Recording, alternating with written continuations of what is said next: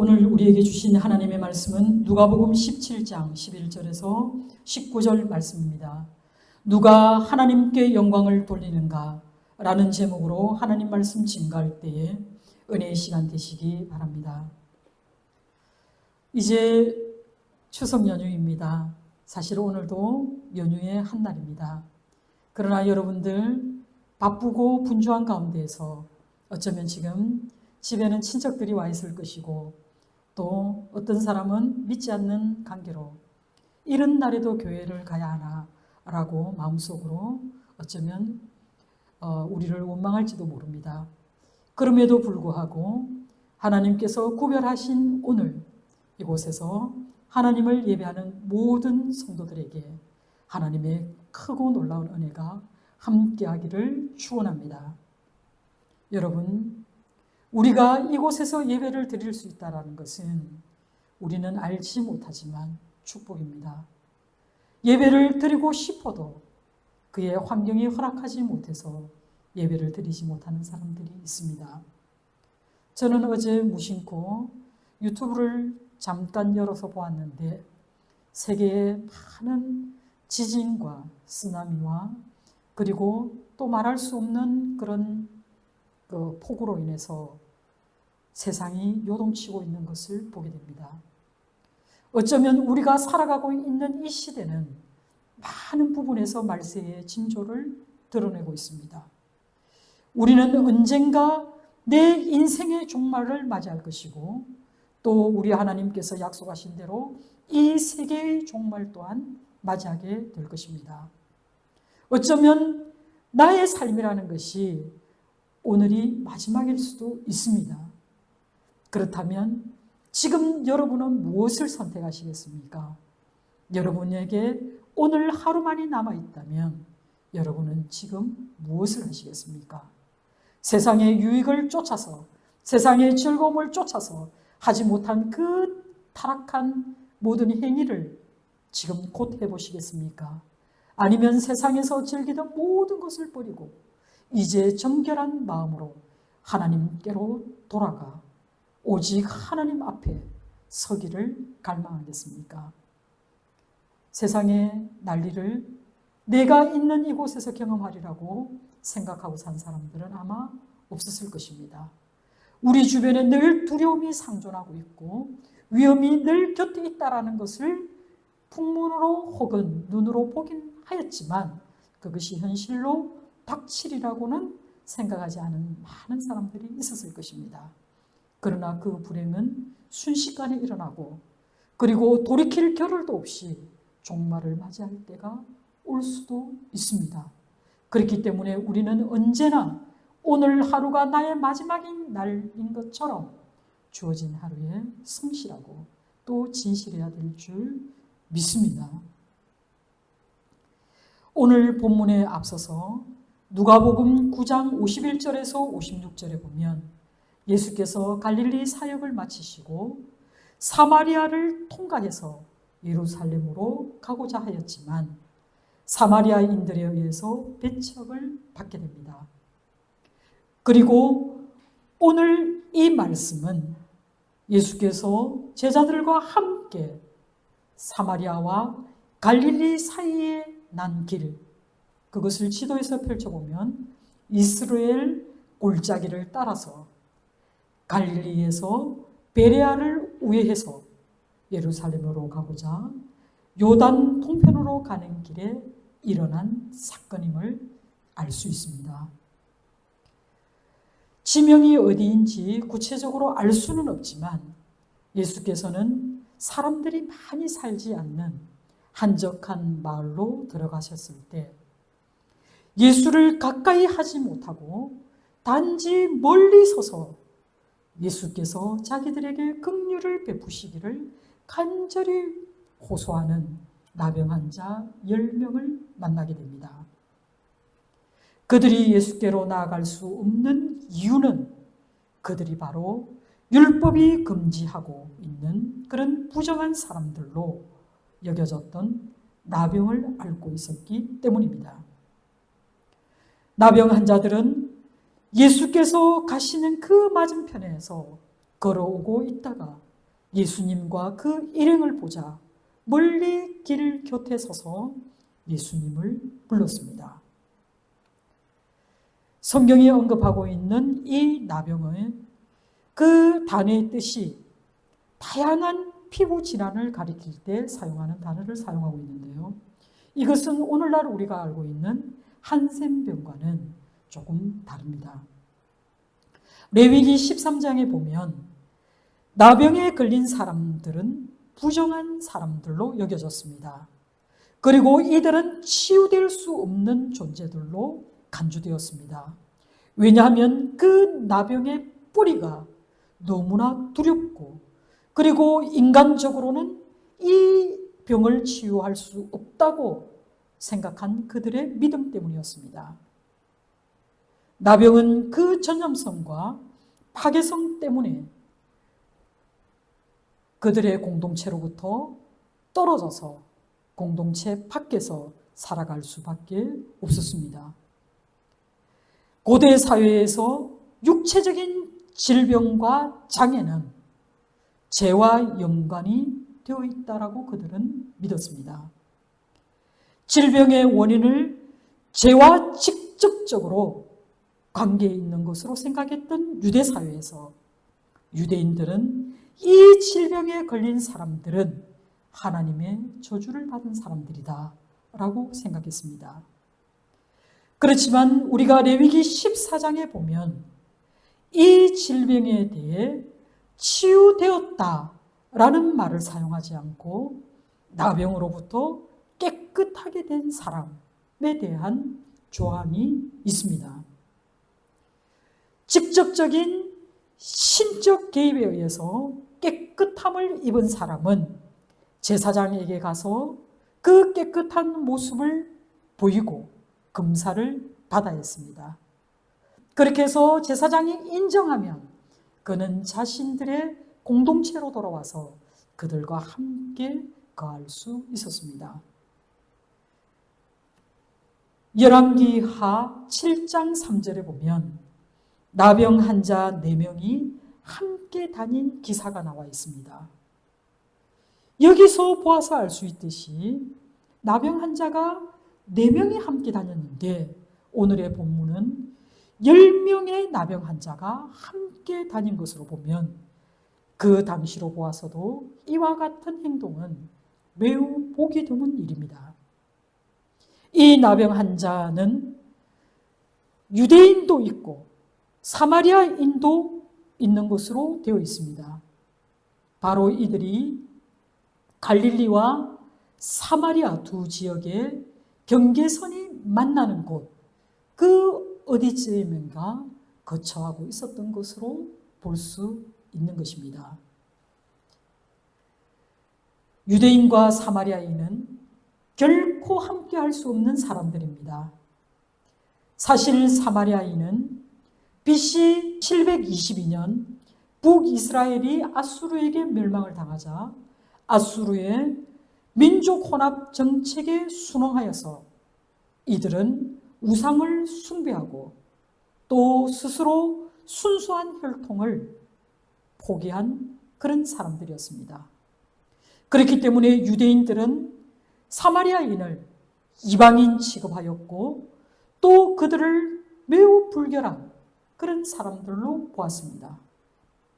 그럼에도 불구하고 이들은 동병상련으로 절망적이고 극한 고통을 당하는 사람들이었기 때문에 민족성을 초월하여 함께 다니는 것이 어찌 보면 그리다지 어색하지 않는 그런 모습입니다.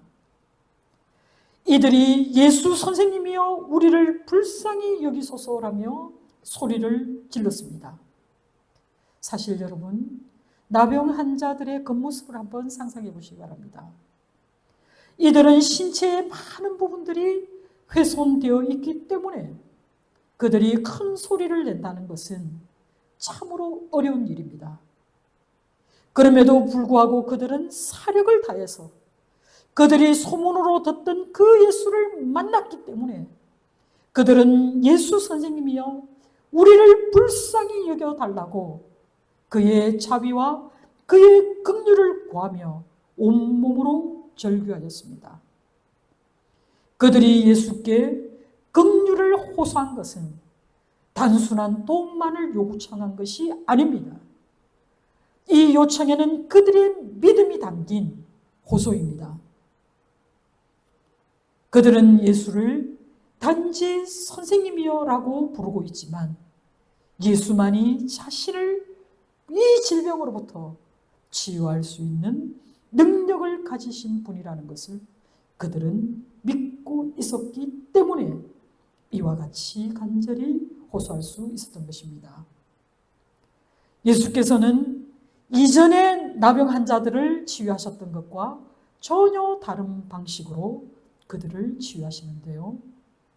예수께서는 그들의 상태를 보시고 바로 말씀하십니다. 가서 제사장들에게 너희 몸을 보이라고 말씀하십니다.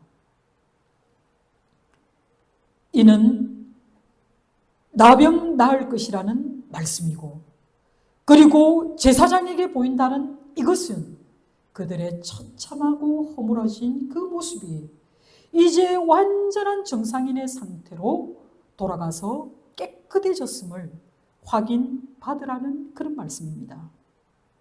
그런데 여러분, 예수님께서 이 말씀을 하실 때에 그들에게 어떤 작은 변화도 있지 않았습니다. 병이 나을 것이라는 것을 눈으로 보기도 전에 예수님의 말씀에 순종하여 제사장에게 보이려고 이 10명의 나은 자들은 달려갑니다. 이들이 예수님의 능력과 그의 말씀에 철저히 신뢰하였을 때 놀라운 변화가 일어났고, 또한 이들의 행동이 바로 놀라운 믿음의 행위였습니다. 나병이라는 질병이 치유될 수 없다라는 것이 일반적인 사람들의 견해임을 감안할 때 이들이 예수께 소망을 두고 예수만이 나를 치유할 수 있다라는 이 믿음은 참으로 놀라운 믿음입니다. 예수님은 아무런 증거도 없는 상태에서 믿음으로 그 말씀을 따라 나아가는 그들에게 엄청난 믿음의 결과가 있을 것이라고 예견합니다. 과연 그들은 가는 도중에 나병이 나음을 경험하게 됩니다.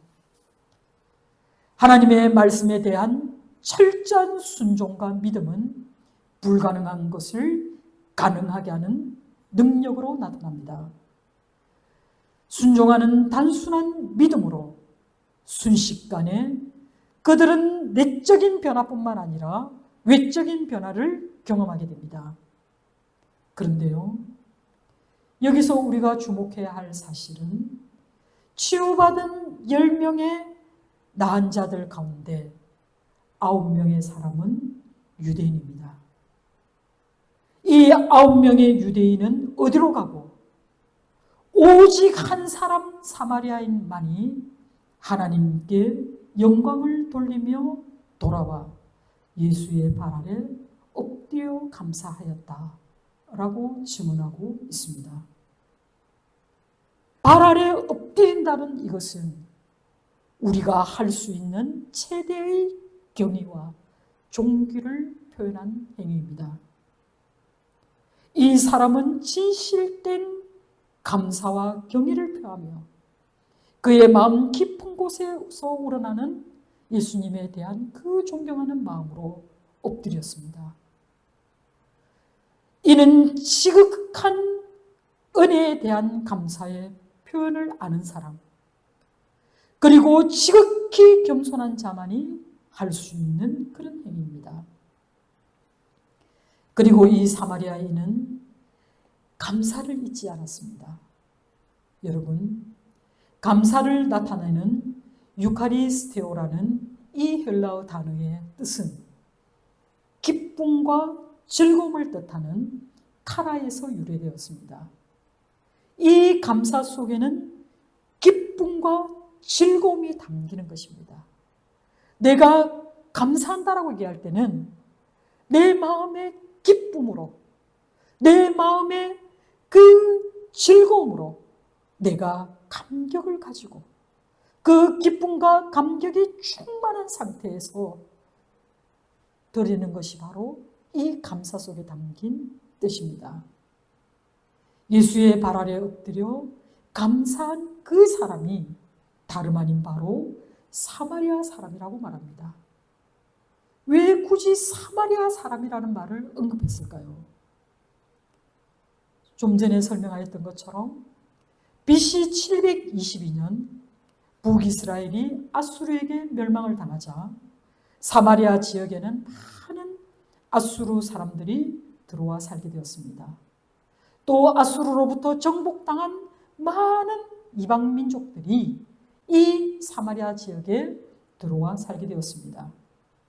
그러다 보니 아수르 사람들과 북이스라엘 사람들 사이에 혼인 관계로 태어난 그 호녀라들을 유대인들이 사마리아인이라고 불렀습니다.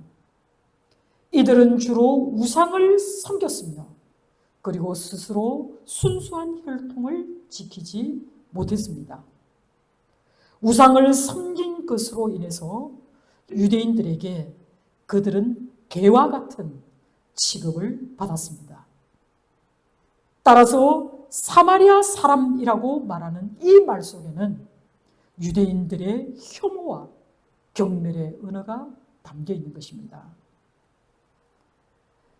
9명의 유대인과 한 사람의 사마리아인이 동시에 하나님의 놀라운 은혜와 능력을 체험하였지만 오직 이 한 사람, 그들에게 개로 취급받았던 이 사마리아인만이 즉시 아주 큰 소리로, 너무 감격에 벅찬 그 소리로 하나님께 영광을 돌렸습니다.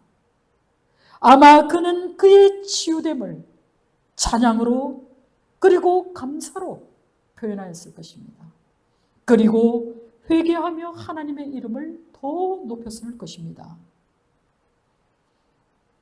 하나님께 영광을 돌린 그는 제사장에게 가서 자신의 나은 몸을 보이는 것을 미루고 다시 돌아와 예수님께 감사의 인사를 전하기 위해서 예수님께로 다시 돌아왔습니다.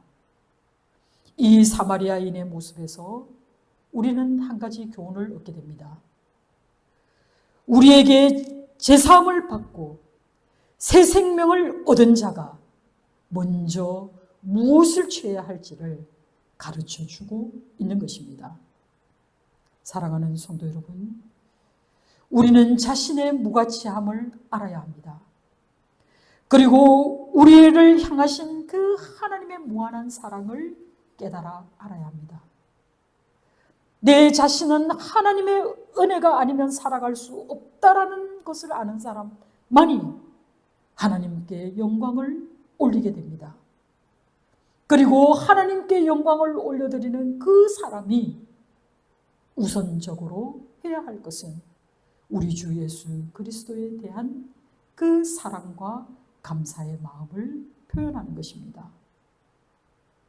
하나님의 은혜를 그 누구보다도 많이 입고 더 많이 감사해야 할 그 유대인들과는 달리 겸손하게 복음을 영접하여서 구원을 이룬 이방인, 바로 이 사마리아인의 모습 속에서 우리는 그리스도인이 어떤 삶을 살아야 할지 본받아야 할 것입니다. 이때 예수께서 10사람이 다 깨끗함을 받지 아니하였느냐? 그 9은 어디 있느냐? 라고 묻습니다. 예수님의 이 말씀이 여러분의 귀에는 어떻게 들립니까? 원망의 말씀으로 들립니까? 아니면 예수님의 안타까운 마음으로 들리십니까? 10사람 중에 겨우 한 사람만이, 그것도 하나님의 백성으로서 다른 민족들보다 더 많은 사랑과 축복을 받은 유대 백성이 아니라 완전히 그 반대의 처지에 놓여 있었던 사마리아인 사람만이 예수님께 다가왔을 때 우리 주님의 마음은 너무나 안타까웠습니다. 그 안타깝고 서글픈 마음을 오롯이 담아내면서 우리 주님은 그 아홉은 어디 있느냐라고 물으신 것입니다. 여기 치유받은 나병 환자 한 사람은 예수님의 발 아래 엎드려 감사하고 있습니다. 이러한 경외는 오직 하나님께 속한 것이지만 신약 성경 중에 오직 이곳에서만 이 감사가 하나님 대신 예수님을 향하고 있습니다. 그러나 예수께서는 이 이방인 외에는 하나님께 영광을 돌리러 돌아온 자가 없느냐라고 말씀하시면서 예수님은 자신이 이 감사를 받을 것이 아니라 오직 하나님께 영광을 올리지 못하는 이들에 대한 안타까움으로 이 말씀을 하고 계신 것입니다. 사마리아인인 이 사람이 자기 몸을 보여줘야 할 그 제사장은 예루살렘이 아니라 사마리아에 있었을 것입니다. 그렇기 때문에 예수께서 가서 제사장들에게 너희 몸을 보이라고 말씀하셨을 때 아마 그는 9명의 유대인 나병 환자들과 헤어졌을 것입니다. 사마리아인들도 똑같이 하나님을 예배하였지만 유대인들은 사마리아인들이 드리는 예배는 전혀 경건하지 않다고 생각했습니다. 그렇지만 우리는 누가복음 7장 9절에 소개되고 있는 이방인 백부장처럼 이 사마리아인도 이스라엘을 수치스럽게 할 만한 그런 믿음을 보인 사람이라는 것을 보게 됩니다. 감사하는 사마리아인의 이 이야기는 누가가 그의 복음에서 지속적으로 묘사하고 있듯이 하나님은 소외된 자, 세상 속에서 버림받은 자에게 우리 하나님이 얼마나 관심을 가지고 있는가를 보여주고 있습니다. 그리고 우리 하나님의 은혜는 우리가 전혀 상상치 못한 그리고 가장 예기치 못한 곳에 임하신다라는 것을 증거하고 있습니다. 그리고 우리가 누가복음 전체적인 문맥 속에서 오늘의 말씀을 들여다보면 이 말씀이 던지는 더 큰 메시지는 유대인이 아니라 소외된 자, 이방인이라고 불리었던 그 사마리아인의 감사의 방점이 찍혀 있습니다. 누가복음은 자신의 의에 빠진 이스라엘 사람들은 복음을 거부하였지만 반면에 가난한 자, 죄인이라고 불렸던 자, 세리, 그리고 소외된 자들은 주께서 전하시는 그 복음을 그대로 받아들였다는 그 사실에 주목하고 있습니다. 그런 의미에서 이 이야기는 누가복음 7장 36절에서 50절에 예수의 발에 기름을 부었던 그 죄 많은 여인이 용서받는 것이 훨씬 더 많았기 때문에 바리새인 시몬보다도 더 많은 사랑의 표현으로 주님께 나아갔음을, 그리고 그렇게 섬겼음을 보게 됩니다. 이처럼 누가복음은 적어도 두 가지의 중요한 주제를 우리에게 보여주고 있는데요. 그 첫째가 바로 죄인과 세리와 나병 환자와 장녀와 다른 소외된 자들처럼 이 사마리아인은 예수께서 구하시려고 예수께서 찾도록 찾으시는 바로 그 잃어버린 자와 같다는 사실입니다. 그리고 누가의 두 번째 책이라고 할 수 있는 사도행전에서는 사마리아에서 복음이 선포되고 이 이방에 선포된 이 복음이 외부로 확장되기 시작하는 그 필수적인 사건임을 다루고 있습니다. 이처럼 누가복음은 본질적으로 소외된 자들을 위한 복음입니다. 예수께서 일어나 가라, 내 믿음이 너를 구원하였느니라고 말씀하실 때 이 사람은 지금 예수님의 발 아래 엎드려 있습니다. 바로 이 모습이 그가 얼마나 예수님을 깊이 존경하였는지를 나타내는 표현입니다.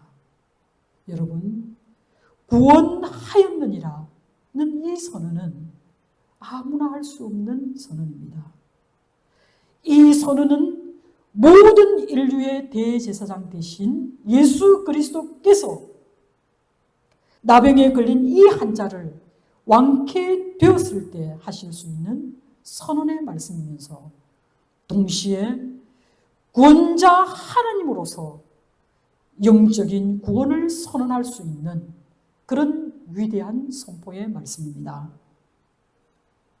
다른 9명의 나병 환자들은 비록 치유함을 받기는 하였으나 이 사마리아 사람 같은 그런 영혼의 질병을 해결하지는 못했습니다.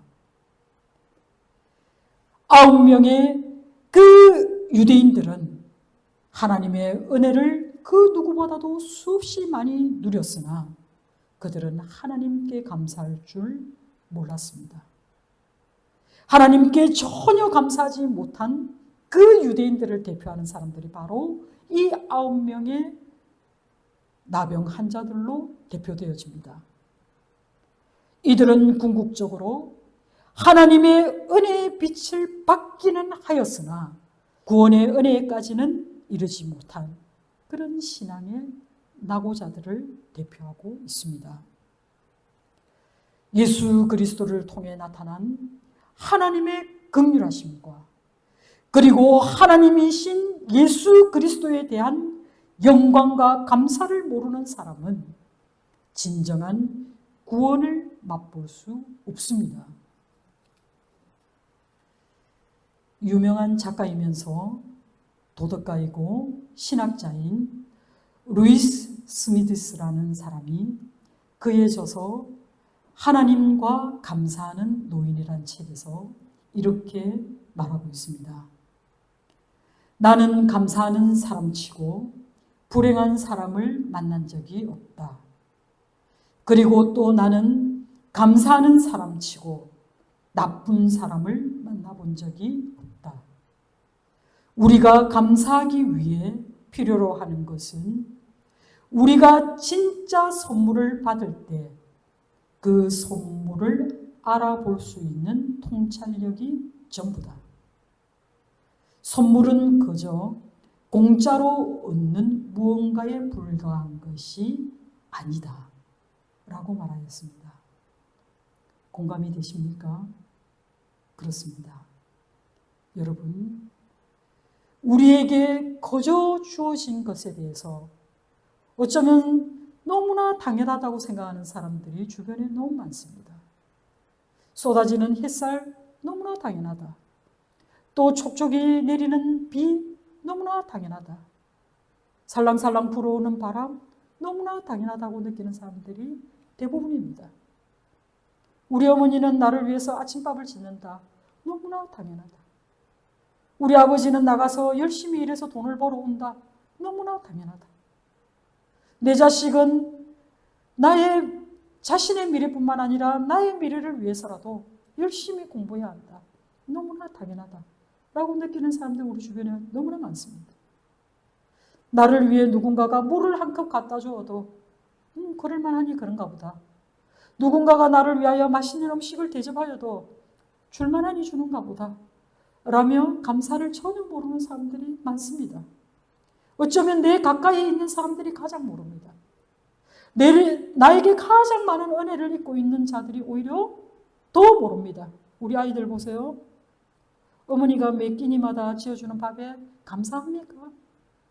우리 아버지가 정말 밖에 나가서 수고하고 땀 흘려 일해서 우리에게 용돈도 주고 또 가족들을 위해서 먹을 것을 제공할 때 아이들이나 가족들이 감사합니까? 오히려 잘 모릅니다. 오히려 더 많은 것을 가져오지 않는다고, 베풀지 않는다고, 하지 않는다고 불평하지는 않습니까? 여러분, 감사는 믿음에서 나오는 열매 중에 하나입니다. 여러분, 믿음의 또 다른 모습은 감사입니다. 추석 명절을 맞이해서 여러분이 원하든 원하지 않든, 바라든 바라지 않든 우리는 한 곳에 모여서 서로의 얼굴을 마주하게 될 것입니다. 그럴 때 여러분, 감사를 잊지 마시기 바랍니다. 나를 위해 하는 아주 자그마한 일, 아주 사소한 것에도 여러분 감사를 잃지 마시기 바랍니다. 진짜 이 선물이 이것이 어디로부터 왔는지를 안다면 우리는 이 감사를 놓칠 리가 없습니다. 여러분, 나에게 베풀어지는 그 선이 그리고 그 배려는 그 사람의 사랑입니다. 그 사랑에 우리가 감사하는 마음으로 우리도 섬길 때 우리 가운데 사랑이 충만할 줄 믿습니다. 무엇보다도 그리스도인인 저와 여러분이 그리고 하나님의 사람이라고 생각하는 저와 여러분이 더욱더 섬기며 사랑하며 베풀며 나누는 그런 은혜의 시간이 바로 이 추석 명절이기를 주님의 이름으로 축원합니다. 기도하겠습니다.